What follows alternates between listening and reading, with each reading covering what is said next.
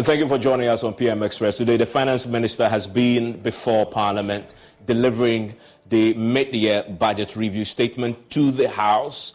Many of you are getting home right now, trying to understand what he said and how that affects you and the various aspects of this that need some breaking down. That's exactly what we're about to do here on PM Express. And PM Express is always brought to you by Cherry Tree Properties. We develop spaces as though we're going to occupy them ourselves, and also brought to you by Syntex Tanks, also by AIDS Commission, the Ghana AIDS Commission, and Alomo Bitters. And so stay with us as we go to the specifics of what we saw today before the Parliament. Now, one of the key things that the Finance Minister has said today is the headline, which many have focused on, that we have turned the corner. And that is a bold declaration indeed for an economy that has been in crisis for quite some time. He makes that pronouncement today, and he backed it with some evidence. We'll look at the evidence pretty shortly. But mainly, as we've been reporting, that he has said that a supplementary budget will not be required, so he did not ask for more money to spend for the remainder of the year. He's staying within what he had projected to spend in the budget he presented last year. In fact, he has actually cut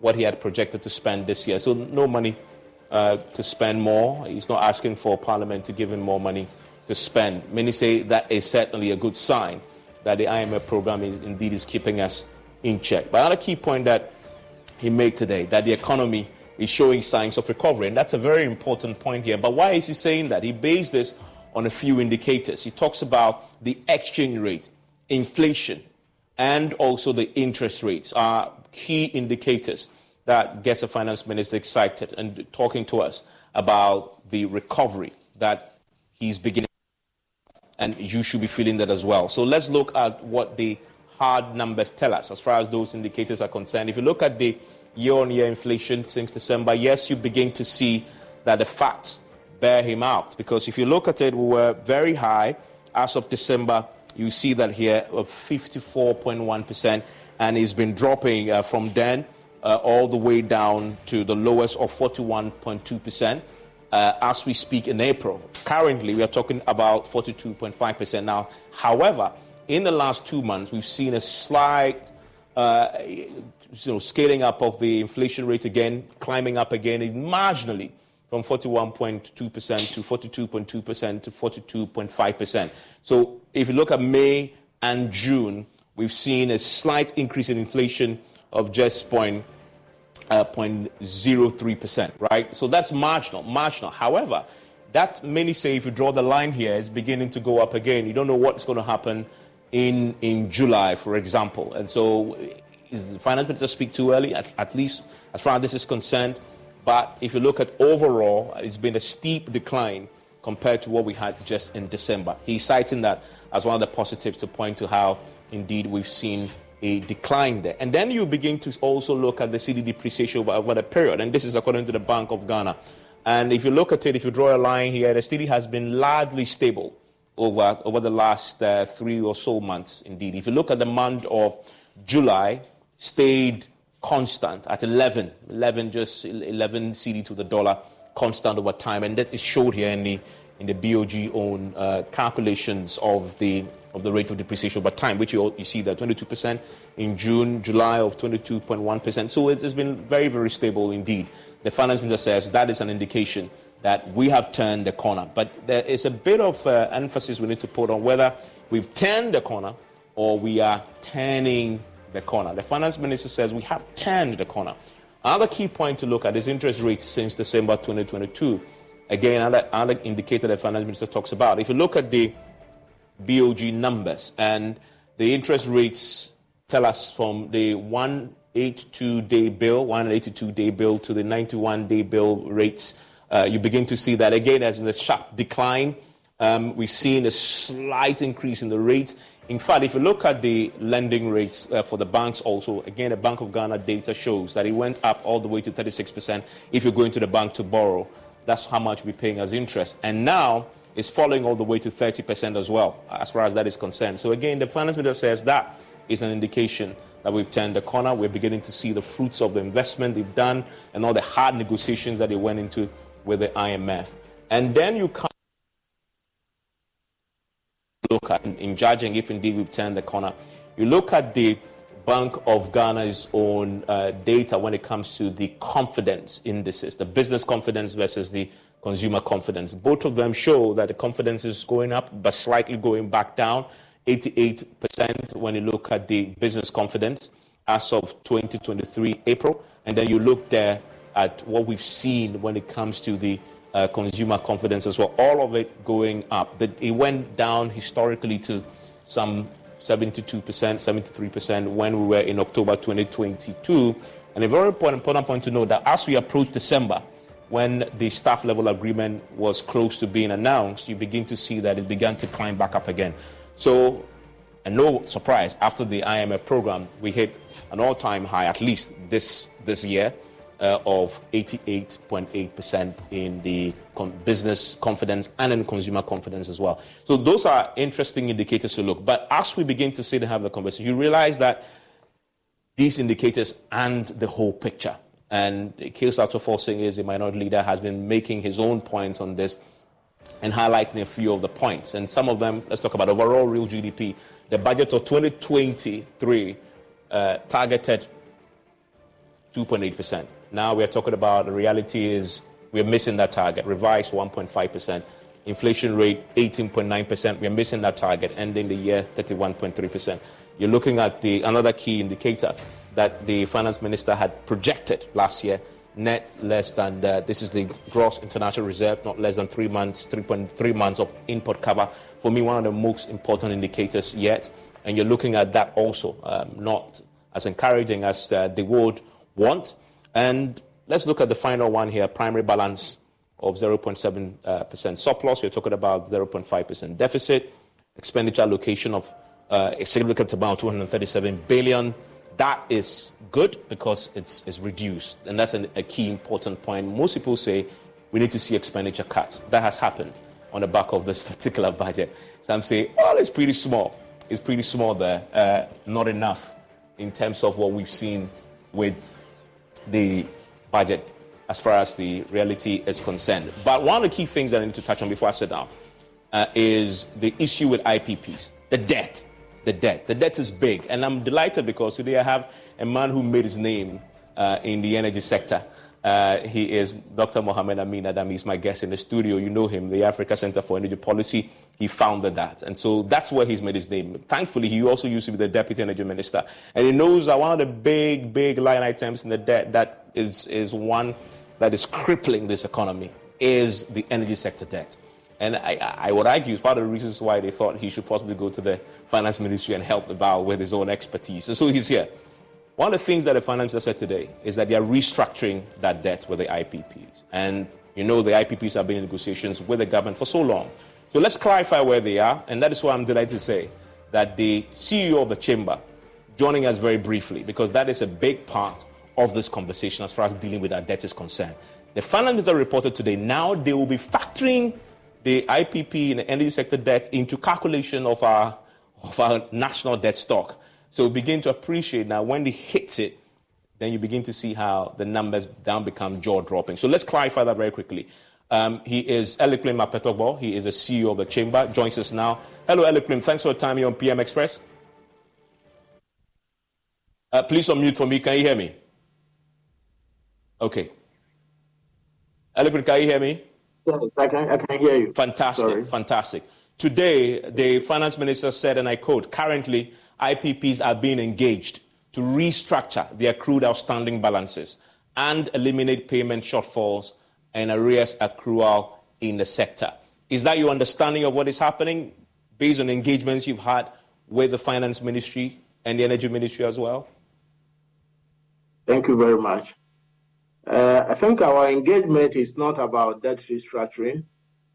It's about a discussion in relation to how government should settle our arrears and what solution do you have for the current invoices going forward, as well as renegotiation of some terms of our power purchase agreement. So I think that is the reality of our engagement.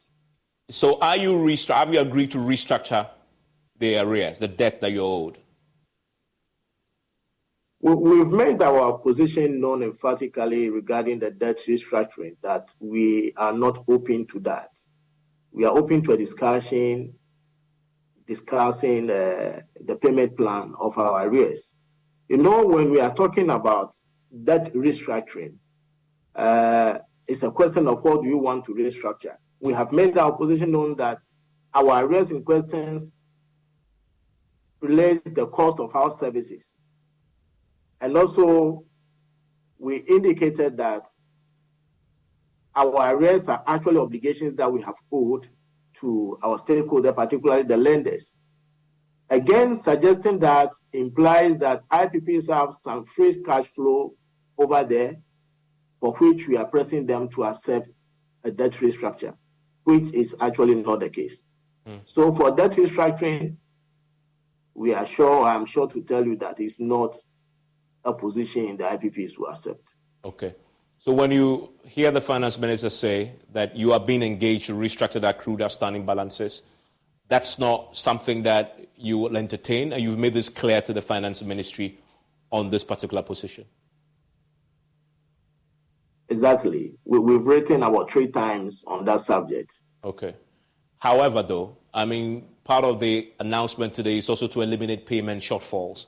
The agreement you reached with the ECG was that they will remain current. We are at the end of the month. Have you submitted your invoice yet, and have you been paid? Well, that will be done in the course of the week. So ECG has made its first commitment for the month of for the first month, which I would say is the current month, and they have given an indication of what they will be doing in this new month, to the extent of providing a date on which we should expect it. So they've paid part of it, then there's the remainder is what they have committed to pay with a firm date going forward. No, he has fulfilled what he has offered and promised to pay. Okay. For the month of July. He has fulfilled that. We are expecting what he has promised again for the month of August, yes. Okay, so you are happy, at least they are remaining current as they promised you and what you agreed on in the last talks. Yeah, that is the good faith or the commitment we expect from ECG, and we understand the situation. We are comfortable with that, but okay. Nothing at all is totally not helpful. Okay, and very finally, what's the current state of the debt? How much is it now? As of this evening, I can say we have accounted for about $2.3 billion in arrears. 2.3 billion. I can say the current month will be due after 45 days. But once we have supplied or we have rendered services, we can say it's already due for payment. Okay. And for clarity, when you say you don't want to restructure, are you open to negotiating the payment terms, though?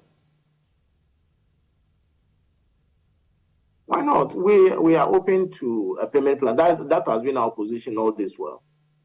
So you accept a payment plan, but not a restructuring that may result in some losses? Exactly. Okay.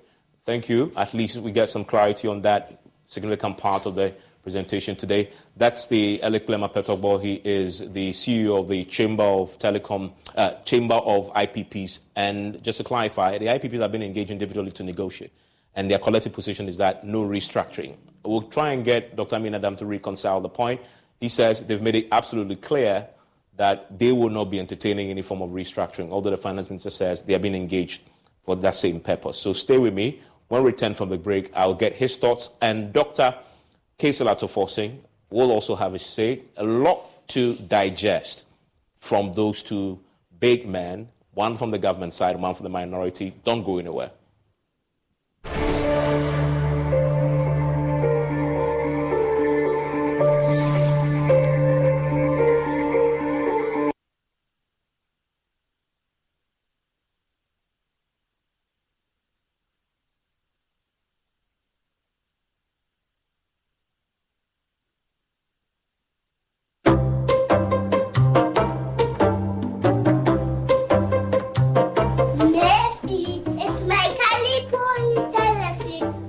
Don't touch it, okay? Fifi, it's my caliber inside the fee. Don't touch it, okay? Don't worry, darling. I won't touch your calipo, okay? Okay.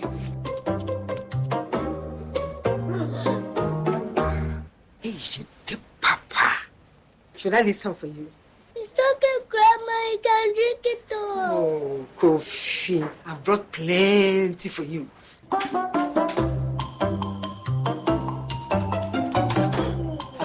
You know that. Calipo, the natural fruit juice drink. This advertisement has been vetted and approved by the FDA. The second clinic of the 2023 edition of the EcoBank Joy News Habitat Fair promises to excite patrons in many ways. The West Hills Mall will host all relevant players in the housing and construction industry in Ghana from Friday 4th to Sunday 6th August 2023 from 8 a.m. to 6 p.m. This year's exhibition is under the theme Home Ownership, Affordability, Comfort or Luxury. Visit the clinic and engage the providers in the housing value chain on all your housing needs, be it financing, land acquisition, rent to own, outright purchase, roofing, lighting, electronic appliances, home security, or home furnishing. The EcoBank Joy News Habitat Fair is your one-stop shop for everything housing. To register as an exhibitor, please call 0244-260-653. There will be daily giveaways by the sponsors to visitors at the fair. The EcoBank Joy News Habitat Fair is in partnership with EcoBank, the Pan-African Bank, and powered by the Planned City Extension Project from Cities and Habitats. Rent to own and sponsored by Elegant Homes and General Construction Limited, where quality meets value. Syntex tanks, a strong, a tough. EcoBank Joy News Habitat Fair. Affordability, comfort, or luxury.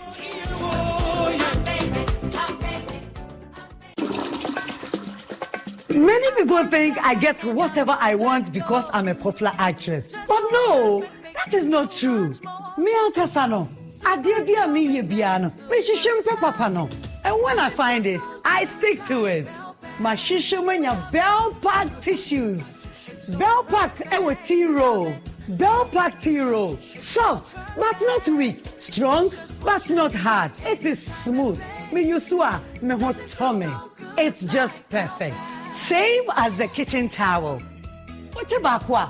What me the papaye? What me soki? Echimu esa pepa. One Bell Pack kitchen towel lasts longer and saves you money.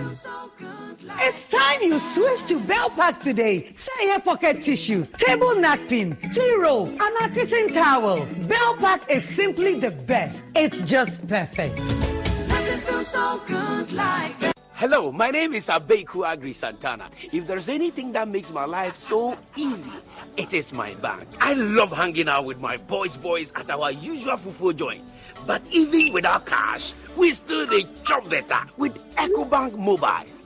No matter the time of day, my bank helps me stay in touch with my beautiful wife whenever she's away. And when my beautiful wife is in town, she never misses out on her favorite TV shows because I'm able to pay up all my TV subscriptions from the comfort of my mobile phone. Whenever she has to get groceries too, my bank makes it cashless and convenient. And the part my wife loves the most is when my bank makes it possible and easy for her to shop from any part of the world without moving. Welcome to the smart world of EcoBank. Download EcoBank Mobile from Google Play Store or the App Store and discover the smart way to bank. EcoBank, the Pan-African Bank. Daddy, this tank is big. Yes, that's true. It can store a lot of water. That's so true. Wow, it has a working tortoise on it. That's so true. I can see SINTEX. Syntax. That is so true, my daughter. When it falls down, it will spoil. That's not true. But why? Hey! Syntex was the first to introduce double-layer tanks in Ghana. Syntex again was the first to introduce white inner layers in Ghana. Syntex gives you the biggest warranty, 7 years. No matter your water needs, Syntex is the answer. Syntex tank. And you're strong. And you're tough. Can he tee up someone in red? And it goes to one! That's who goal for. I got 5 Champions League. You want to know? I be the real goat. Chairman. What's the real goat? The left magician. Who is the goat? Ghana Jollof or Nigerian Jollof? Ghana Jollof has no co-equal. The smell alone. Oh my God. Oh, that shift. You two they lie, eh? Now the same stew when they use cook the rice and then they go put them for top. You are lying. Ghana Jollof.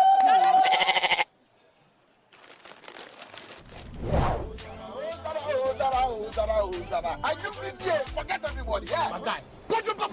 Put some respect on the goat. On the goat. The only goat I know lives in Tama. Every year, we dey give to you back to back. We are talking about BET. I want some Yajiaji face. Except be the goat, huh? My guy, him be the goat. Though our choice of goats may differ in football, music, and jollof, Alomo Bitters always brings us together. Alomo, experience greatness in every moment. Drink responsibly. Not for sale to persons under 18 and recommended to pregnant women. This advert is FDA.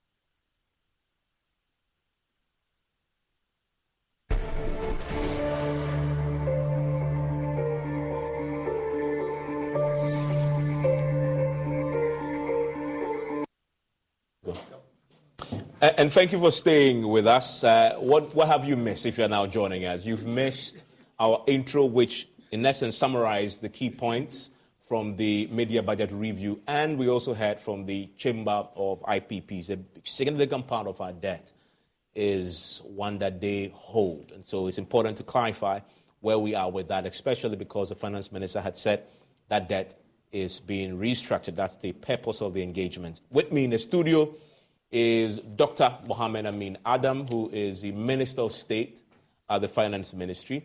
And with him is the Minority Leader. He is Dr. Ato Forson. Thankfully, he also used to be at the Finance Ministry as a Deputy Finance Minister. So these gentlemen, they know what they're about. And I'm happy because I'm going to start with the energy. Oh, he's also the ranking. Are you still the ranking? No, I'm not. Honorable Isaac Adongo is the ranking. It's ranking. In fact, now. we are yet to do the official resolution in Parliament, but he is the ranking. He's the ranking. So when we say ranking on the Finance Committee. It tells you that he used to be a shadow. Yeah. so you want to stay with us as we digest this a bit more. Remember that PM Express is always brought to you by Cherry Tree Properties. We develop spaces as though we were going to occupy them ourselves. Syntex Tank is strong. It is tough. It's also brought to you by Alomo Bitters. Experience greatness in every moment, and the Ghana AIDS Commission. Now, Syntex Tanks, I want to recommend that to you. No matter your water needs, Syntex Tank has it all. Syntex Tank is first to introduce the double-layer tank, and now you can have as many layers as you want. Syntex Tank is first to introduce the white inner layer tanks in Ghana. We now introduce to you the customer specs order, which lets you order any color, size, or preference. Syntex Tanks gives you the longest warranty of 7 years, which no other tank gives you in Ghana. So whatever your water consumption, size of project or demand, choose Syntex Tanks. We have agents nationwide. Call them on 0244-335-168 or shop at syntexgh.com, 0244-335-168. And also, you know by now, if you are a regular here on PM Express, that the place to be is the Cherry Tree Properties, because they build with passion. And if you're thinking about owning a home, you want to think about the Sloan Square. It is a new gated community development at Sakomono, developed by Cherry Tree Properties. It's a one-of-a-kind, well-planned luxury you've never experienced. Call them on 0553-662-366. That's 0553-662-366. Cherry Tree Properties, sophistication and class. Let me start with you, Dr. Amin Adam, from where I ended with Elekbema Petobo. He tells me you actually have been a point man in the conversations with them. in an attempt to try and get some understanding. The finance minister's words were that they are being engaged to restructure. He says, that's for restructuring. They've told you in many letters that is a no-go area and they won't tolerate it. What's the reality there? Well, I mean, that is not the reality on the ground. I mean, maybe you should explain the kind of restructuring. They said no. Because as I speak to you, there have been proposals for restructuring. Presented, from government to them? No, presented also by IPPs. What we offered to them is different from what they offered to us. They actually sent us a counter offer, So if they don't agree to our offer for restructuring, what they have presented to us is also an offer for restructuring. It is just that there is no consensus on what kind of restructuring we need. But restructuring takes different forms. It says what they agree to, what they are prepared to tolerate is a payment plan, but not restructuring in the sense where they will get a haircut. Oh, so if he's talking about haircut, maybe he should speak for his company. I appreciate that he is the president, the CEO of the chamber. But you know that ECG has contract with individual IPPs. And ECG is engaged in discussions with the individual IPPs. So some understanding have been reached. The negotiation is continuing. And so sometimes I get worried when the chamber speaks, for all the IPPs, knowing that the individual IPPs have been having discussions with ECG, that the chamber as an executive may not be privy to. And so as far as I'm concerned, I don't want to divulge what is being negotiated. But I can tell you that some restructuring is going to happen. It may not be the kind of restructuring they want, but until we conclude the negotiation, we are not able to tell what we have restructured. Broad strokes, are you suggesting, like we've seen in the restructuring that has been done so far, some form of a haircut? Well, we've made an offer to them to accept the haircut. We've also asked for them to allow us to spread, the debt over some time. $2.3 million. $2.3 million. Billion dollar, in fact, which is also, contested because the entire energy sector debt is now up to 2.3, not to talk of IPP. As of the end of last year, the debt that we, were able to calculate was about $1.7 billion, and of which $450 million was for fuel, which is not for IPPs. And our fuel suppliers like Sankofa, Nigeria, Jubilee, and so IPP was about 1.1, 1.2. So when did that rise? Within 5 months to $2.3 billion. So that cannot be accepted. So government disputes that. I thought you did an audit, and that's clear. No, the audit was up to 2021. We are currently doing the audit. And the audit that is currently happening is revealing that the debt may even be less than, for IPP, less than $1 billion. So when we finalize the audit, the figures will come out. And so it is not good for people to bandy figures around. Just because you have the platform, you mention any figure thinking that you will win the sympathies of people. It's not $2.3 billion. I can tell you for a fact. You said it's 1.7. 1.1 billion for IPPs alone. That is represented. And you have a large chunk, about 400 to 500 million, in fuel payments. And they don't supply fuel. And so that cannot be a debt for them to take ownership of. And so when did the IPP debt rise to 2.3 billion?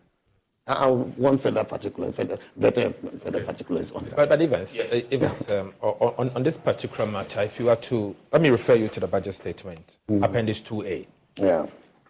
The government, the Minister of Finance, him, Minister of State and the Minister of Finance, informed us, paragraph, page 104 of the budget statement, that energy sector payment shortfall for the year 2023 is 23.6 billion Ghana cedis.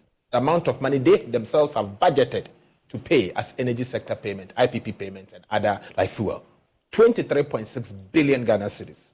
Of this amount, so far, year to date, they have only paid 1.9 billion cedis.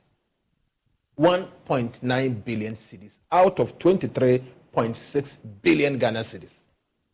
So the IPPs, they only write in complaining.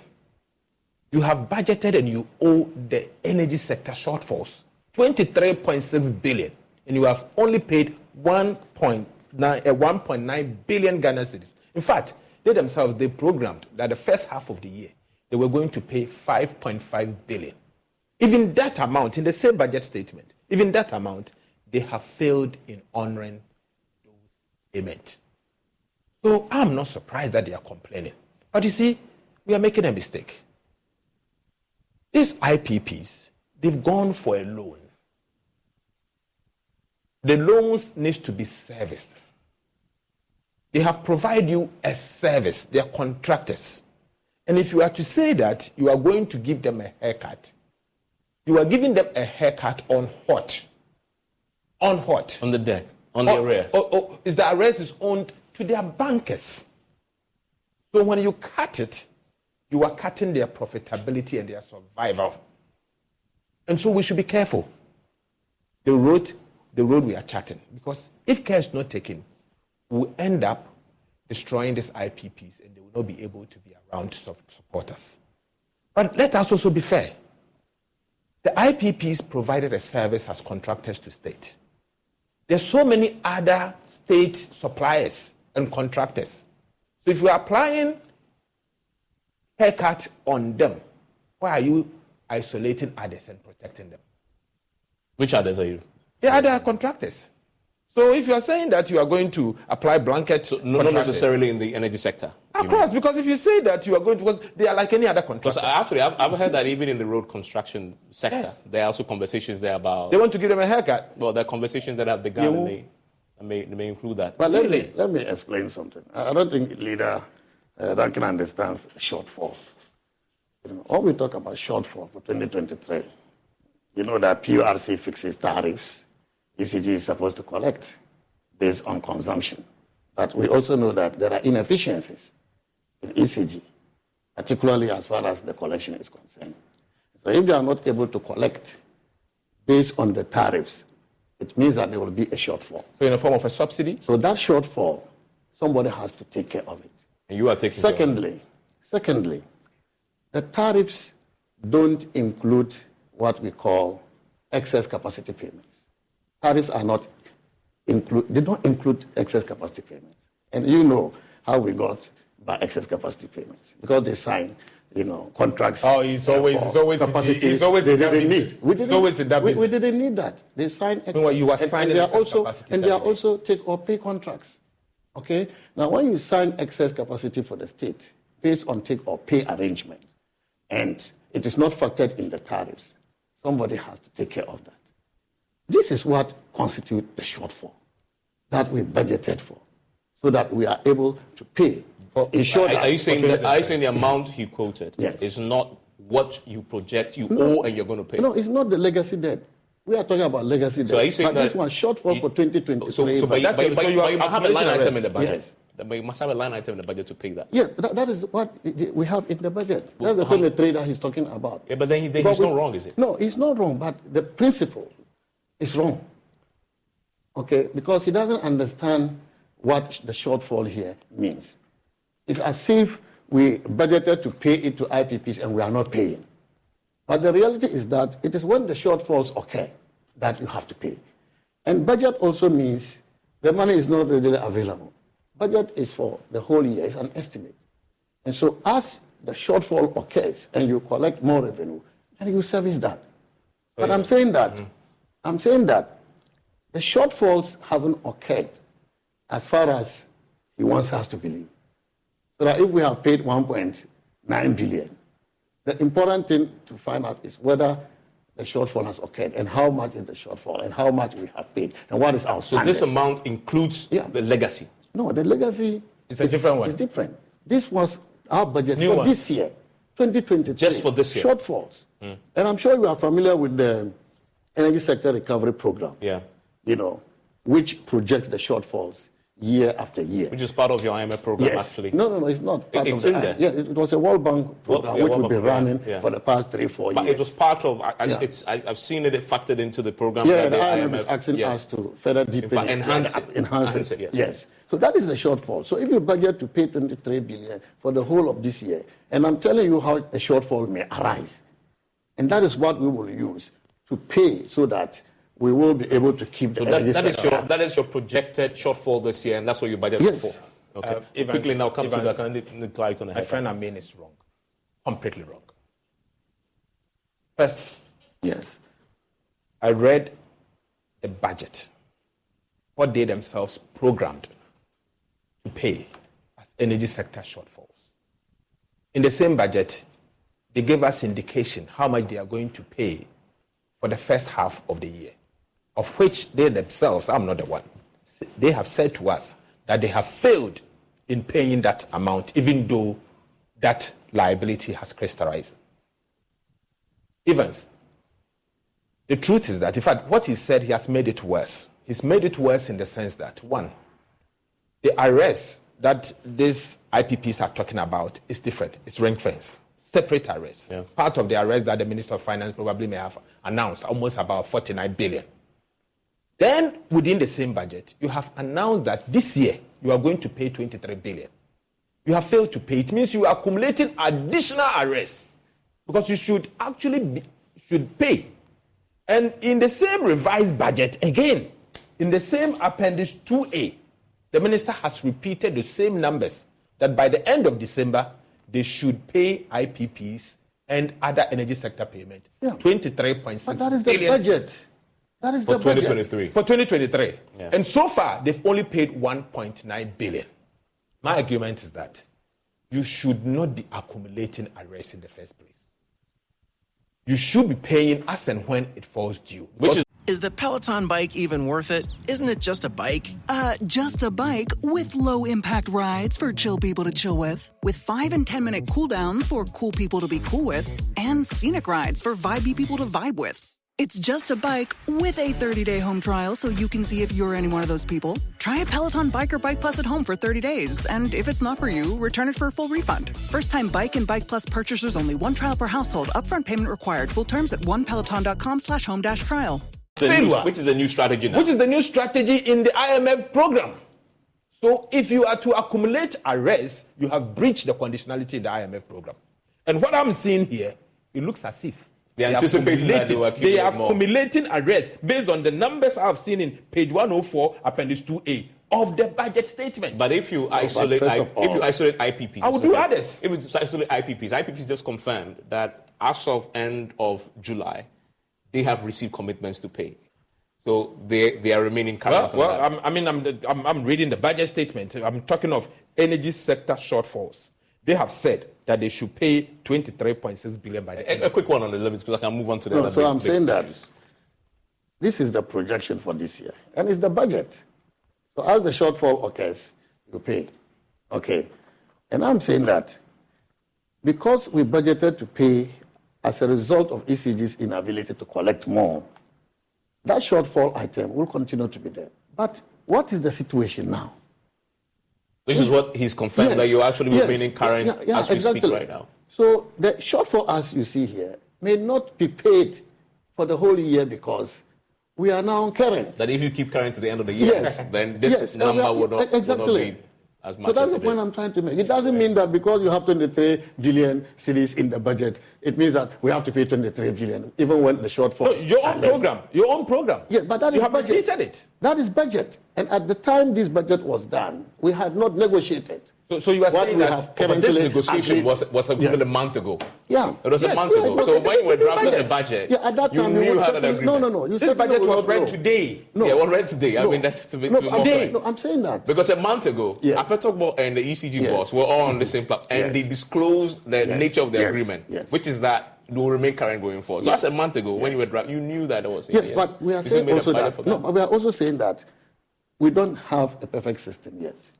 Even the payment that was done to the IPP, it was the Minister of Finance that did it. This next month, ECG is going to take over. We have to be able to match this against ECG's ability to raise the money to pay. If they are not able to raise the money to pay, then this shortfall is still valid. So, I mean, are you but saying if we are able to get ECG paying, then the shortfall reduces. And therefore, what you have there in the budget, even in the media budget, will not be the shortfall throughout the year. So are you saying that is your the point I'm trying to projections make? in the budget cannot be relied on?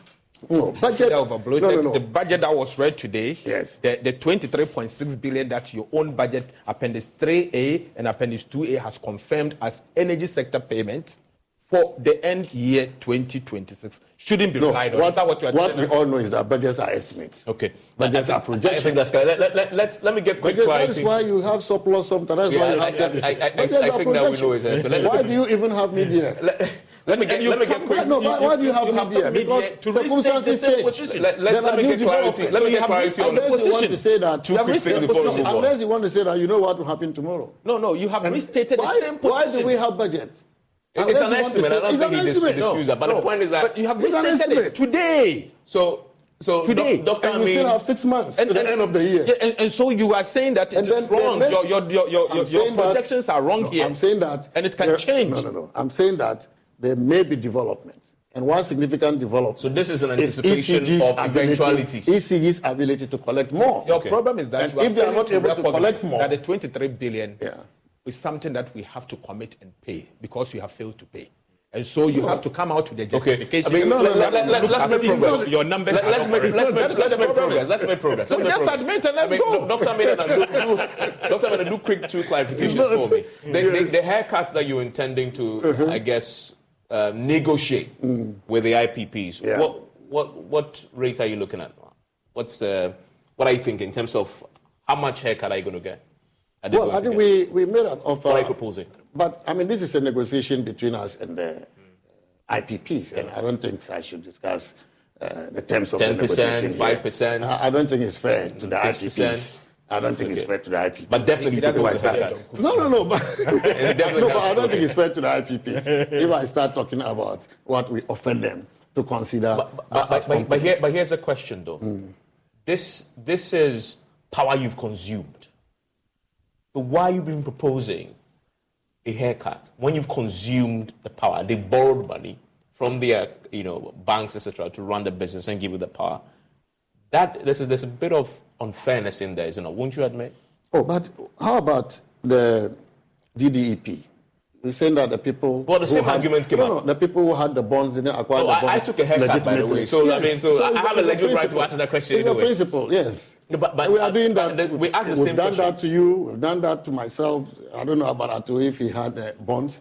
And Ghanaians accepted this challenge. They sacrificed so much, and we thank them for that sacrifice. We are doing the same thing to our external, creditors. So how about IPPs? What makes IPP so unique that we cannot apply the principle to them? In our case, you told everybody that we have applied the principle to has done something for us. Some have bought our bonds. Some have provided services. Some have given us loans to undertake government projects. So the principle is the principle. And we are very happy that a lot have responded positively, particularly the people of Ghana. Okay, the people of Ghana. And I expect IPPs to also respond positively. Okay. And if they don't, in our case, you told us if we don't accept it, you'll be able to pay. In the IPP's case? It's the same. Okay. It's the same. Where's the money? We have to raise the money together. And they have to understand that we have to raise the money to be able to pay them. That's why we got in. Now let's go. Let's go to the bread and butter. Let's go to the bread and butter issues that came up today. And let me start with you. The headline-grabbing declaration today that you turned the corner. Where is the evidence to support that conclusion? Well, I think that you yourself, mentioned some of these elements of what we presented in the budget. For example, last year was a difficult year for all of us. And even before last year, the year 2020, when we had COVID, and then also in 2022 last year, when the conditions were exacerbated by other external factors, including the war in Ukraine. Several countries suffered it. And we continue to suffer the consequences of this because they haven't abated entirely. As a result of this, inflation had reached 54% by the end of last year. If inflation today is 42, it's still high. And we are hoping to reduce it further by the end of this year to 38. And we even hope to reduce it to a single digit by the time we terminate the IMF program. But that is a significant reduction from 54% to 42% half year. Secondly, we know that Ghana was not the only country facing this challenge. To contain inflation, a number of countries, advanced countries, emerging countries, use monetary policy tightening, increasing the policy rate, interest rate, in order to contain inflation. Which Ghana is also doing. Yes, because of that, interest rates increased significantly. In Ghana, you just showed it on the screen. The TB rates reached 35%. Today, it's about 22, 23%. That's another significant reduction. Then you are also talking about the exchange rate. Last December, for example, the exchange rate depreciation, the depreciation of the city had reached 54% in November. Today, year to date, 2023, it is 22% dollar to the city. But actually, from February to July, it's 1.8%. January was 20% plus. February to July is 1.8%. That's very significant. That's another significant indication that we have, turned the corner. So these are the reasons. In terms of the fiscal balance, primary, balance, for example, we were supposed to be achieving a surplus of 0.04% by percentage point by half of this year.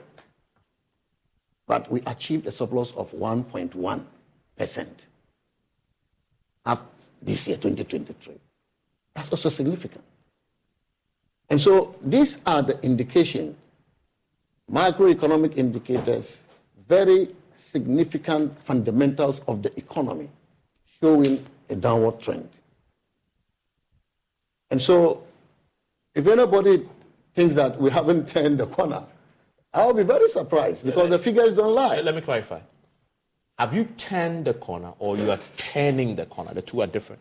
We have turned the corner. Emphatically turned the corner. Economies are cyclical. Okay? And so when you have hit the rock and then you see the trend going down, that's good news. You turn the corner. Especially as you are implementing progressive policies, good policies. I asked that question because I checked your media budget review. You mentioned turn the corner 6 times. Yes.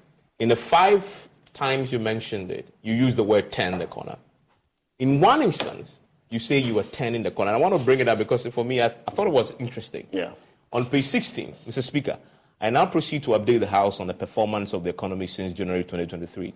And the reasons why there is consensus, and I'll ask Ato if he agrees that there's consensus, that we are turning the corner. So which is it? Where you reference consensus, you say you are turning the corner.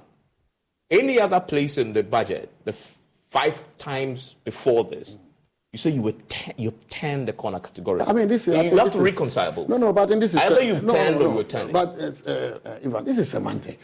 No, it's not. No, if I have turned the corner on fundamental issues such as inflation, interest rate, exchange rate, then I come to talk about we are turning the corner in reference to the entire economy.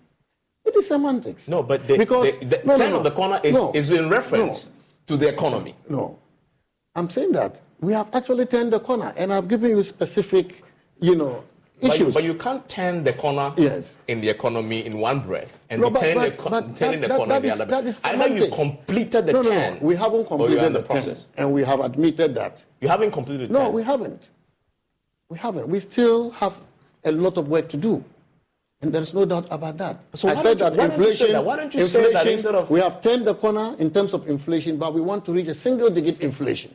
But we have turned the corner in terms of the exchange rate. On inflation. But we want to reduce the depreciation. On inflation. The facts do not support the fact that the assumption. Oh, the fact, the conclusion. It's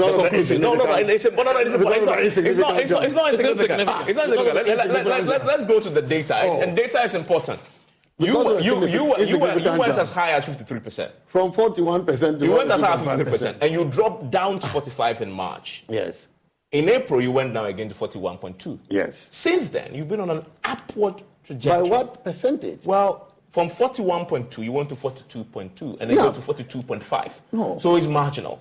No, but marginal. Yet still, it's still a climb back up somewhat. No, but it's marginal. So let's see the long-term trend. But on that, you haven't turned the corner. Let's see the long-term trend. We've turned the corner because coming down from 54%, even to 45%, that's what percentage point difference.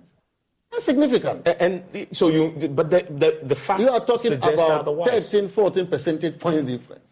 And if you climb by 1.2 percentage points, that nullifies, And a final point before Ato comes in. On your own macroeconomic targets, you missed or will miss almost all of it. GDP 2.8%, you projected. You're not meeting it, 1.5%. Non-oil real GDP growth, 3%. You're not meeting it. You're now at 1.5%. And December inflation, in fact, 18.9 is what you budgeted. You estimated will be the end of year. Yes. Now you're at 31.3%. You missed that also. Gross international reserves. That for me, I insist, is possibly the biggest one to note, because once you hit in a certain range, your economy is about to go into a tailspin. 3.3 months of import cover. You're now talking about 0.8. About 3 weeks. 2.8. 0.8. No, 0.8. Up to the end of the year. No, up to the end of the year. 0.8. So that's a significant sharp drop in that. All these indicators, your own targets, you're missing almost all of them. How do you justify with that sort of data that you've turned the corner? No, but you should understand that this program we are implementing is fiscal consolidation. And when you are doing fiscal consolidation, you don't expect to achieve higher growth. You expect growth to decelerate to some point before they recover. That is conventional economics. Okay? Now, the others that you have mentioned, I already said that they were at higher levels before. And so even if we bring it down to the 38% inflation, for example, by the end of the year, it's still a significant decline from 54%. And I said that we are not done yet, because that is not the level we want. So if you revise it, it doesn't mean that we haven't done well. We are only just being realistic about the fact that the conditions have not abated. The international factors are still affecting us. Only last week, the U.S. Treasury, the U.S. Central Federal Reserve Bank, they increased the policy rate. We have also been told that in the U.S. and China, they are preparing again for a rise in COVID infections. So those factors have not abated entirely. But the decline for us is impressive. It's positive. And we are going to work further. We'll work harder to bring it down to a single digit by 2025. So here's the thing, though. Evans, I'm sure you give me... No. You have it. You have it. And we're extending the time, so don't worry about that. But here's the thing, though. The reality is the West is behind that, is it not? Because we've climbed to 44% inflation, and now we are down. If you're talking about the GDP, it was projected to be near zero. Now we're climbing back up, even in 1.5%. It's quite an improvement from what it used to be. So even you must admit that the West, at least before the IMF program, there was apocalyptic anticipation, right? We've cleared that. Isn't that at least turning the corner? I disagree. I strongly disagree. And let me tell my friend Amin that he's nowhere near the corner. Let's go for him to attempt to turn it. This government has missed a major opportunity in our economy around. Big time. Our economy, based on what I've seen today, I'm rather worried. Worried in the sense that whereas that we saw, if care is not taken, we can see more coming days or coming years. Even as I say this for a reason. First, The 2023 budget that was read in November and approved in December 2022 anticipated that Ghana is going to go through a debt. When we are to do that, we will not go into the domestic market and borrow. So domestic borrowings will be zero. On that basis, government had assumed that if we are not to borrow from the domestic market, we'll be able to bring inflation down to about 18%. That was the basis. This government, after Parliament approved the 2022 budget, between January to June, even though they had indicated to Parliament that they will not borrow from the T-bill market, borrowed 5.5 billion. That is the reason why inflation has started inching up. That is why Bank of Ghana, today we have inflation at 42.5%. Bank of Ghana had to start mobbing up to the extent that monetary policy rate had to be increased. First time in so many years. Aside that, as if that is not enough, they had indicated in the same budget statement, in the financing column, that they are going to borrow another 41.6 billion Ghana cedis between January to June. Between July to December. 41.6 billion Ghana cedis. If 5.5 billion can drag inflation from wherever we were to about 42.5%, then clearly calculate additional 41.6 billion, what it will do to the economy, what will happen to the T-bill rate. You recall that when we started the debt restructuring, because we had indicated that we had signed on, obviously, with the banks and bondholders and all of that, and we're not going to borrow. T-bill rate came to about 14%. You recall? Yeah. Because if government had, at the time, decided not to go back to the T-bill market, bond rate, T-bill rate would be about 14-15%. But because we started borrowing, it moved from 14% to about 22-23%. Now you are going to borrow another 41 billion. Only 5.5 billion will move you from 14 to 22-23. Now you are going to borrow 41 billion in the next 6 months. That will move you to about 30% and inflation will inch up. Too early for them to contemplate and to even talk about turning the corner. They are far away from that. What I see is a complacent Ministry of Finance headed by Colonel Furiata and assisted by my friend Ahmed. They are being complacent, and that is dangerous for our economic management. They are nowhere near the corner, let alone for them to contemplate of turning it around. You've seen that all the indices are inching up. See, you go back to your graph, and I was monitoring it carefully. It is inching up because of the overborrowing. And it is going to go up if they don't stop the activities, and that's why I'm saying that it's a missed opportunity. Missed opportunity in the sense that if they had put the brakes on borrowings, these indices would start going. But if you place this, it would have improved in the global context. Sri Lanka, we're all struggling for an IMF program. They actually went into that crisis scenario just like us, but in their case, it was a failed economy now because items were short on the shelves, medicines could not come. In part, they couldn't even import fewer products for the economy. Many people feared we'll get there. They have maneuvered somehow to get us out of that worst case scenario. I don't think so. And now we have an IMF deal. Isn't that turning the corner at least? Yeah, so why? You see, they are celebrating an IMF program that has brought, let's say, some forex. A measure of stability. But let me tell you something. The relative stability of the Ghanaian, the US dollar, largely because we have defaulted in the servicing of our debt. So it's an external debt. External debt. And the external debt, we have stopped servicing our debt to Euro bond holders. We are not paying interest and coupons due.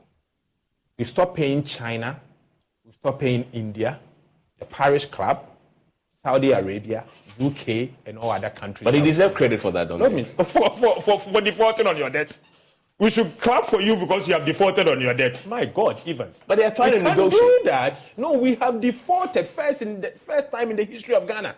For us to default on the payment of our interest payment and principal for both domestic and external. It has never happened before. They deserve no credit, Evans. It's an abomination for them to request for a credit. But Evans, let me say this. After defaulting the first 6 months of the year, from January to December, they should have serviced the debt according to their own budget, 10.6 billion Ghana cedis, equivalent to about $2 billion. They have failed to transfer this money out because they have defaulted. That is what is shoring the currency. So that 3 weeks of import cover we are seeing is largely because we have defaulted in the payment of this debt. And if we had not defaulted, clearly there will be negative external reserves. Which means inability to even import. And stuff. so we couldn't have imported. We couldn't have imported anything. But somehow they have managed to avert that. So your analysis is correct. They have defaulted. And so the relative stability we are seeing, if cash is not taken in by January, we resume the servicing of the debt. And that's why I'm cautioning. It's too early. But by which time they would have finished the restructuring? By this time they would have finished the restructuring. And so you have to start servicing the debt. But at less cost to the economy. So you see, and I heard you when you were making a statement that, it's a good news that we've seen them reducing expenditure. What expenditure have they reduced? You see, is the interest payment of 13 billion Ghana cedis that so far they have failed to pay. 13 billion domestic interest. They had made savings of 3.5 billion Ghana cedis domestic interest alone. This money should have gone to your pocket. Should have gone to the 90-year-old bondholder who needed this money to pay for his medicine or her medicine. And that money, Amin has taken it, said he has turned the corner. You know what you have done to such a person? No. You have messed that person's lifestyle. That's what you have done. And so you can't sit here